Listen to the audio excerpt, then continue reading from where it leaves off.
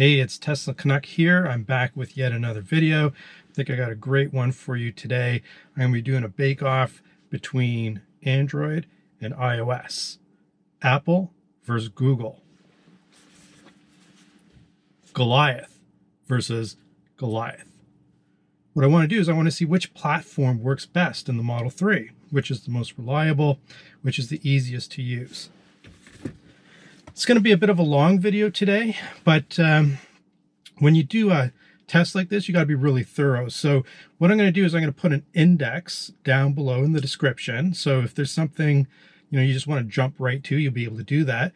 But I definitely need to be thorough on this because I know that there's huge fans on both platforms, and I need to do justice to both of these devices and both of these companies when I do this bake-off. Make sure it's unbiased and do a thorough job. So that being said, look in the description and jump to what you want to see, or sit back, grab some popcorn and watch the entire thing. Okay, so I have with me here, let me just pull this open. I've got my, just making sure, yeah, that's good. Okay, so I've got my test plan here. So here are the things that we're going to go through. We're going to look at the Bluetooth key, which one most reliably unlocks the car when you approach it. We're going to look at the Tesla app launch and speed to connect.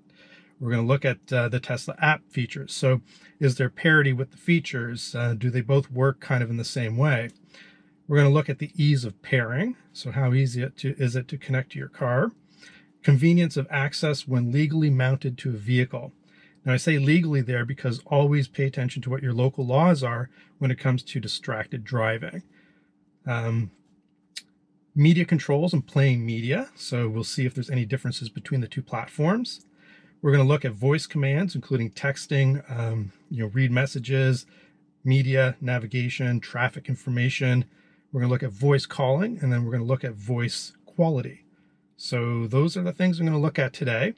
And let's see who comes out on top. Basically, I'm going to pick a winner for each one of these categories, and let's get to it. Okay, for our first test, we're going to be looking at the Bluetooth key. So as I mentioned in my last video, that Model 3 owners can use their phone as a key for their car. Works kind of just like a fob, just, with your phone. It's in your pocket, and you do all the things that you can normally do with a fob. So anyhow, with that, before we get started, I forgot to mention which phones I actually have here. So basically I have on my right-hand side here, let's go over there. My right-hand side, I've got the iPhone XR, and on my left-hand side is a Pixel 3 XL. So these are both the latest and greatest from Apple and from Google. And I think it's a fairly equal playing field. Let's see how this turns out. So when looking at the phone key, you can see that they're both connected. So let's see if I can get this close to the camera. So you can see that both of these phones are connected where it says phone key. So I'm going to put this down for a second. I'm just going to talk this one through. This one proved really difficult to kind of test, right? Because basically 99 times out of 100, both phones, you walk up to the car and it unlocks and it works, and you can put it in drive and you can drive away, right? So the test for that is going to be more anecdotal. I don't know how else to do that. I tried it a few times, but they both just work, right? So maybe this one is just going to be a tie. I can tell you anecdotally, though, that I do find that the iPhone is a little more reliable than the Android device. So I think on this particular one, I'm going to give the edge to iPhone, just because I have never had a problem using the Bluetooth key with the iPhone. Android devices, the Pixel XL 3 included, I've had some issues, and I'll show you at the end of this video. I'll put a segment in there. I can show you how, if you have an Android device, you can exclude the Tesla app from the battery optimization. Once you do that, it works perfectly fine, probably on par with Apple. But since the iPhone comes out of the box and just kind of works consistently, I'm going to give that one the nod in this category. Okay, on to our next item. Let's see here. We have the Tesla app launch and speed to connect. I know that connecting to the car with your app with the Model 3 it tends to take a while, right? And it doesn't really matter which phone. A lot of you owners out there will probably know what I'm talking about, where you open up the app and you just see waiting to connect at the bottom. That's typically not as a result of your phone. That's basically the car waking up from sleep and then attaching to the app. Now with the Model X, for some reason the Model X is just very quick to wake up out of sleep. I don't know what the difference is there. But let's kind of take a look now then at the test. So what I'm going to do is I'm going to close the app on the Android, and I'm going to close the app on the iPhone so that it's an equal playing field. And then what we're going to do is I'm going to, God, I wish on the iPhone I could put the icons down at the bottom. Actually, you know what I'm going to do for this test? Let's get rid of this out of here. Let's put that down there. Now I can reach both of the icons. There we go. Okay, so I'm going to touch both the icons and let's see which one opens first and which one connects first. Here we go. 3, 2, 1.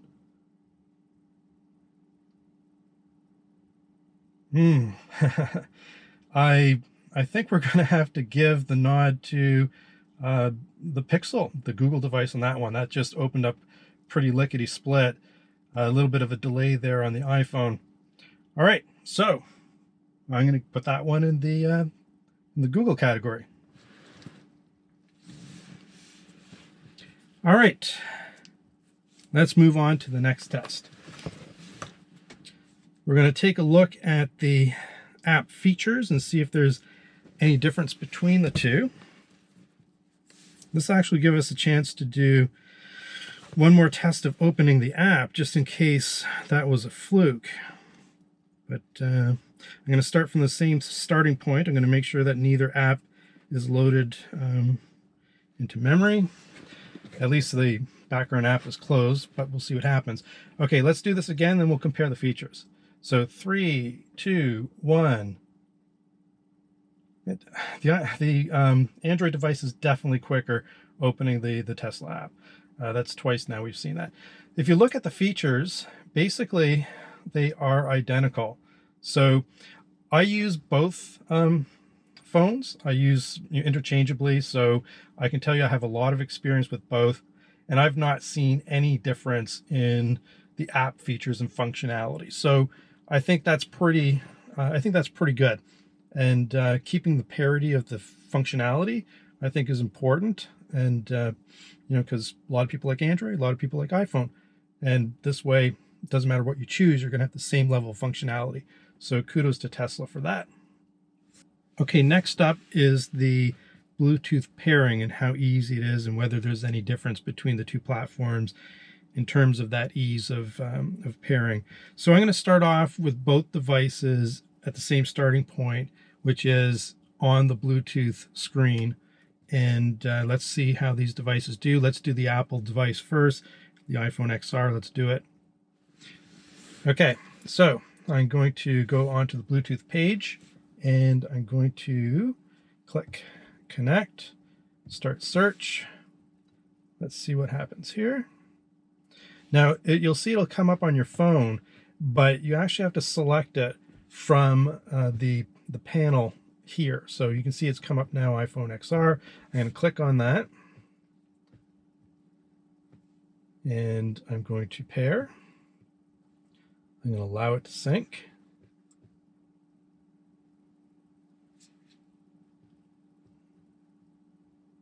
It's thinking. Okay, so it kind of connected and then disconnected. Let's see what happened here. Maybe I'll go back to the home screen. Okay, so there we go.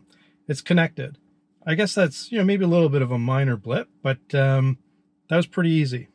Okay, it's time to do the Bluetooth test now with the Pixel 3 XL. Let's see how this does. Okay, so same starting point. I'm going to click on pair device. I'm going to click on start search. And let's see what happens here. Pixel 3 XL comes up. We're going to click add device. We're going to pair.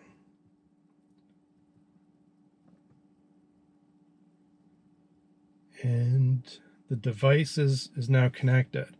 Okay, so with both phones, it was super simple to connect it with Bluetooth. There was a slight little blip on the iPhone side. I think I'm still going to label this one a tie though, because it was dead easy for both of them. I really can't fault either phone. You know, on a different day, could have had the same glitch with the Pixel 3 XL. So this one in my mind is going to be a tie. Okay, let's move on to the next topic. Okay, this next section, or this next test is going to be about the convenience of accessing the device while it's legally mounted to your vehicle. So what that means is that I know where I live, you can interact with a device that's mounted to your car, but you can't scroll. So let's see how that works here. So basically, when you can see down here, both devices are in the smartphone cubby hole, as I like to call it. So when it's in there, you can attach it to power as well. So I've got iPhone on this side, I've got Android on this side, and basically it's affixed to the vehicle. So technically, I could turn the screen on and view something. So let's start with the Android device, so the Pixel 3 XL. And what I'm going to do is I'm going to hit the screen. This should turn on, and then I can flip up like this. And you can see it's unlocked. And I'm going to get to that in a second. So it's very convenient. You can actually access your phone if you need to. I don't recommend that you do, but this is just a test, right? So I'm also going to show you in a second a feature that really makes it easy to access an Android device while you're driving. So I'll get back to that in a second, but let's take a look at what it takes to get into an iPhone when you're driving and it's in the cubby hole here.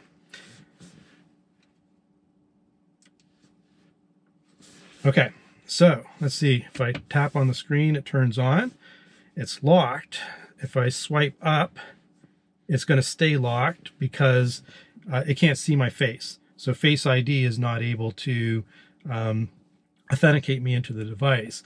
And, you know, since there's no fingerprint reader, you know, it's going to be next to impossible to get into this device while you're driving unless you do something like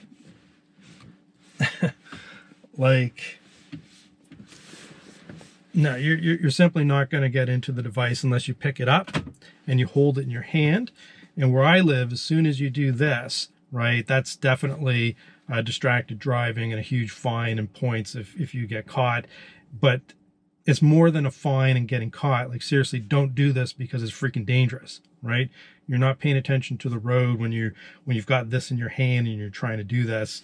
I actually don't recommend interacting with your phone at all. It's just for the purpose of testing. We want to see how you would access them, if that makes any sense.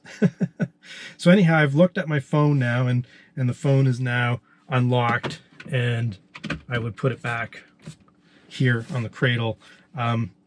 So very difficult to access the iPhone when you're driving. Okay, as I mentioned, I'm going to get back to the Pixel 3 XL, and I'm going to show you a feature that is helpful if you do have to interact with your device. And again, I can't stress, you know, don't interact with your device if you don't have to. But a couple of things. So one is, I think I might have mentioned already, but it has something called Smart Unlock. So if I'm connected to the Bluetooth of my car, I can trust the car with the phone, and that way the phone is always unlocked when it's in the car and connected to Bluetooth.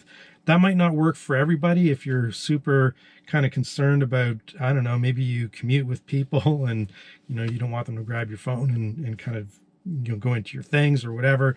But for me, it's usually just me commuting, and I have this setting so it's unlocked.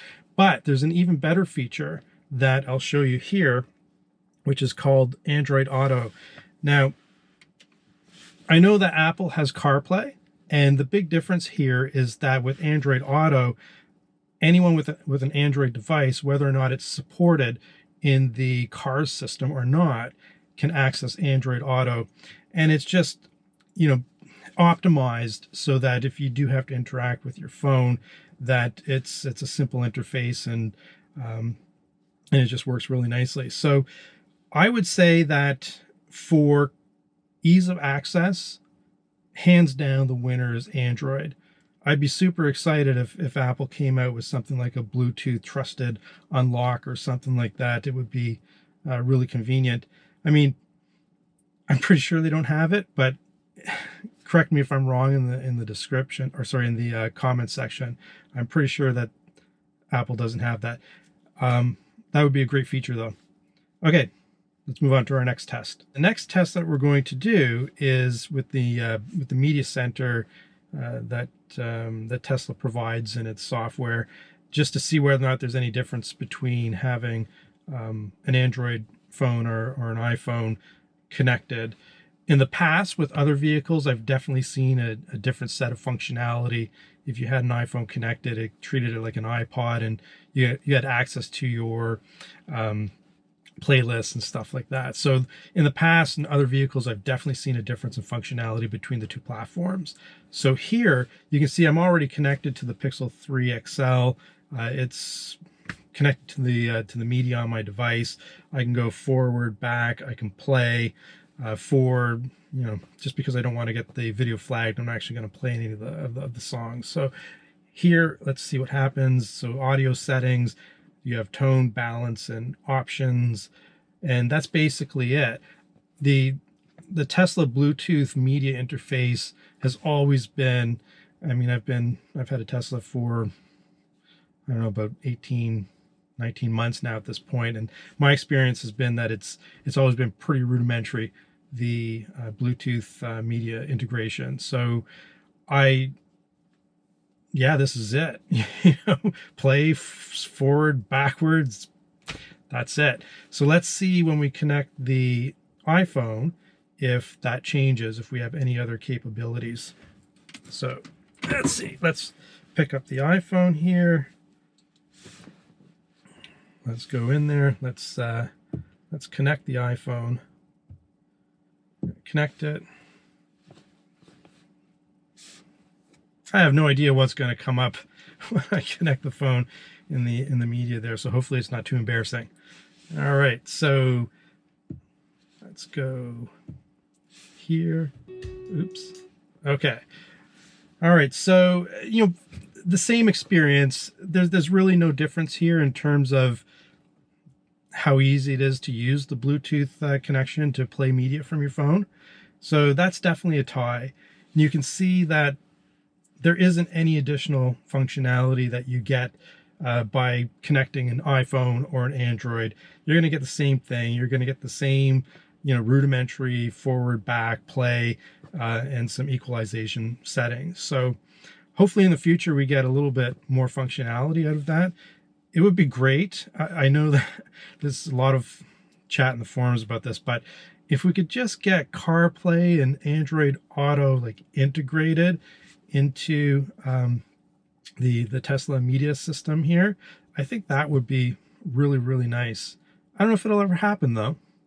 Let me know in the comments what you think. I think that would be a great feature to have.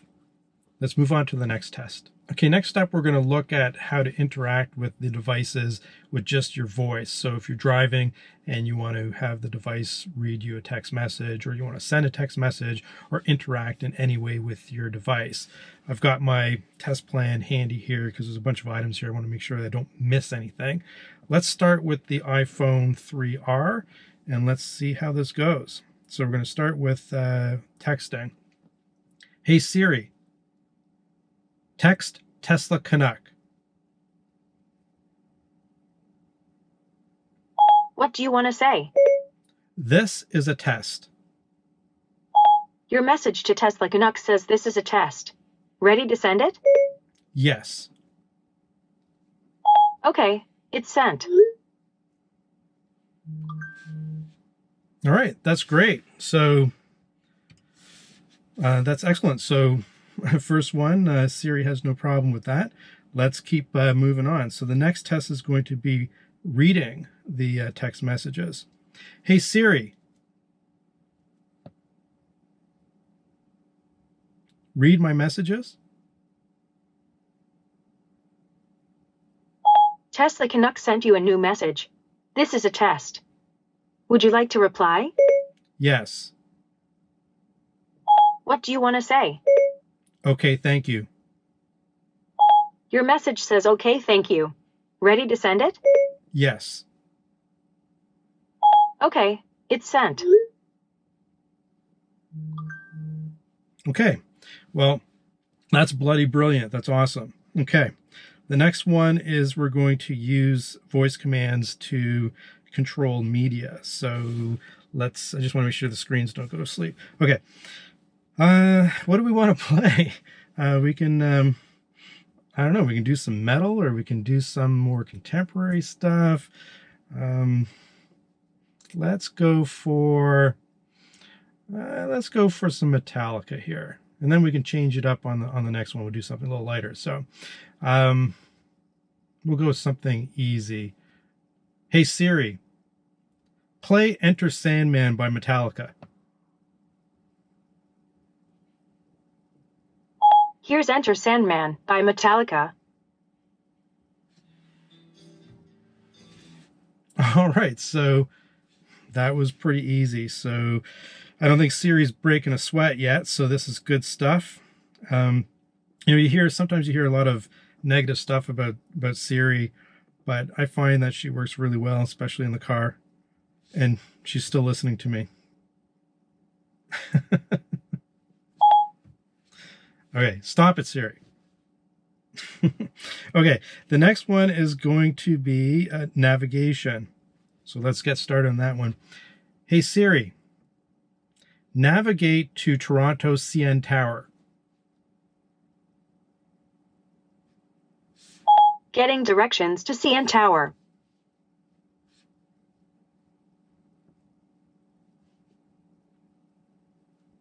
Okay, so that was pretty simple. Good stuff, Siri. All right, that is definitely a successful test. All right, let's see, while we are traveling, what if we want some traffic information? Let's ask, hey Siri, what's the traffic like on my route?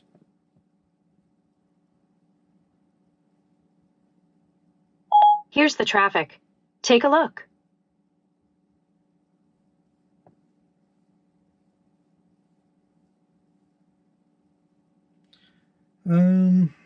Okay, that's a little interesting. Maybe I got a little too excited about Siri too soon. She's asking me to end navigation in order to answer that question, which kind of defeats the purpose. Well, okay. So I'm not sure what to make of that. We'll see what happens when we try that on the Pixel. Okay. Let's try just something random. See how that works. Sometimes you're driving along and maybe you want to know about the weather. So let's do that. Hey Siri, what's the weather?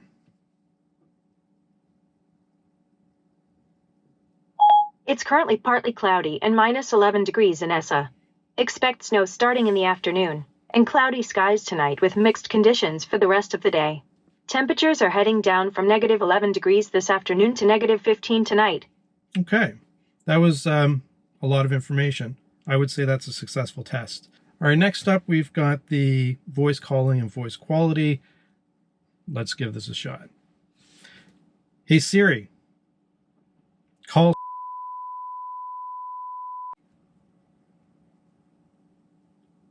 Calling mobile.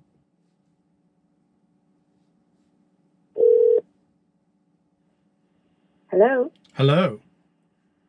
Hi, can you hear me? I can hear you. How's the voice quality?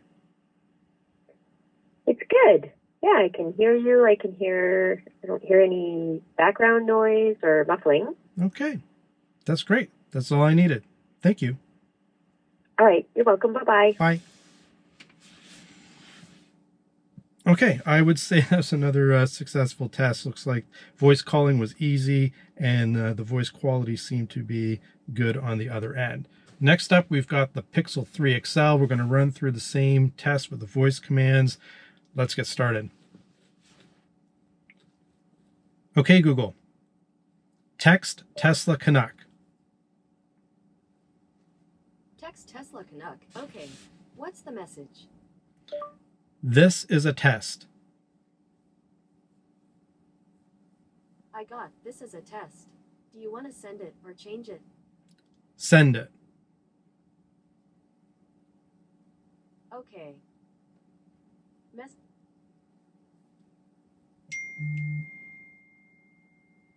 Okay, that looks like a successful test. Let's move on to reading messages. Okay, Google. Read my messages. You've got a new text from Tesla Canuck. It says, this is a test. Okay, thank you. Do you want to reply? Yes. All right, what's the message? That's pretty cool, thank you. So, that's a message to Tesla Canuck saying, that's pretty cool, thank you. Okay, it's sent. That was the last one. Very good. Okay, I would say that was a pretty successful test. Let's go on to the media and let's think, what do we got? Why don't we go for like an internet meme thing? Okay, Google.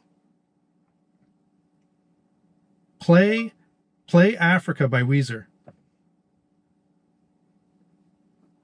All right, Africa by Weezer. Here it is on Google Play Music.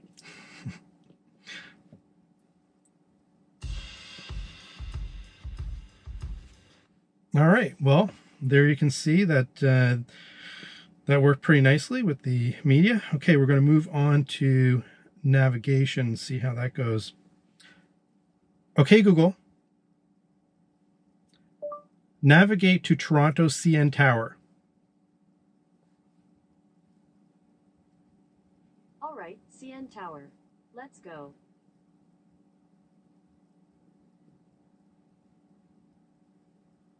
All right, so that no surprise there. I mean, Google's well known for its navigation and its voice commands with navigation, so that's no surprise.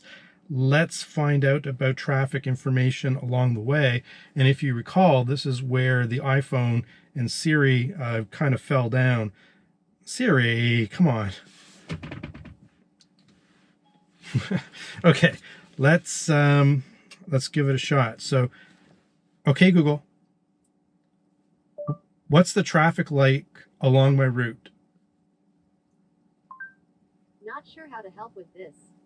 Well, that's really interesting. Let's just try that one more time. Hey Google, what's the traffic like along my route? Not okay how to help with. What's the traffic like along my route? So that would both be a fail for both Google and I don't want to mention her name. She's going to get triggered even though I'm not saying the hey part. You know who I'm talking about. So they both failed there. Let's go out, call quality and let's see how that goes. Okay, Google. Call. Is that mobile? Yes. Calling mobile.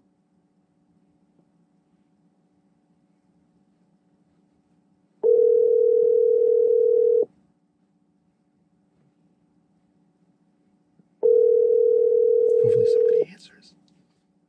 Hello? Hello, this is test number 2. I won't tell you which phone though, so I don't want to bias it. Can you hear me okay? I can, yeah. There's a little bit of an echo, just a little bit different. So there's just sounds like there's a bit more of I guess, reverb, like you're Okay. similar to like if you'd be in a bathtub, but no, I can hear you fine. Okay. All right. Well, thank you very much. Okay, bye. All right, bye. Okay, so we've got a little bit of a bathtub-like sound with the Pixel 3 XL. I don't know what that necessarily means, but this one's going to be tough to call, right? I'm going to say that it's going to be a tie across the board. I mean, they both worked really well, and they both really did the voice, the voice interactions pretty flawlessly. So yeah, let's call this one a tie. We're ready for the conclusion at this point.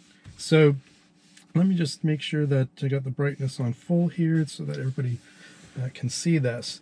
So I decided in the end that with the voice quality, I was going to give that to the iPhone. It just seems like the right thing to do. Bathroom or bathtub type of tinny sound is not a good thing. So I gave that to iPhone. So now when we tally it up, basically we have 2 outright wins for the iPhone and 2 outright wins for the Pixel 3 XL, and then a tie everywhere else. So in my mind, that puts them both even. This entire test, I think, has determined that whether you choose iPhone or whether you choose an Android device, you're going to have a great experience in your Tesla Model 3. So no worries if you're worried about which platform to choose. And that's it. Thank you for bearing with me on this super long video. Hopefully it was useful to you. I had fun making it. Hit that subscribe button if you haven't done so already. And I will catch you again on the next one. Tesla Canuck, over and out.